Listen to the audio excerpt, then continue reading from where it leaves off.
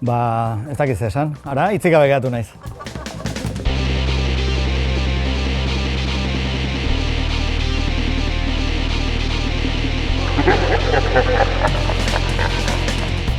Inoiz ahotsik gabe geratu zara bikoizketa lan batean? Ez, ahotsik gabe ez, baina ondo izorratuta bai. Eztarria txikiarra jo egin da askotan. Zein da munduko ahotsik ederrena zuretzat? Ez dut entzun oraindik. Ez dut entzun. Ze pertsonaia ez zenuke inoiz bikoiztuko? Bat ere ez. Ez zaita jola eta denek daukate bere xarma eta bere zailtasuna edo bere... edozein egingo nuke. Mikrofonoren aurrean jarri baino lehen baduzu erriturik edo beti egiten duzun zerbait? Bat ez. Ez da bat ere. Mikrofonoan aurrean normalen egiten dena da mikrofonoa altura honean jarri teknikariak egiten ez badizu. Besterik ez.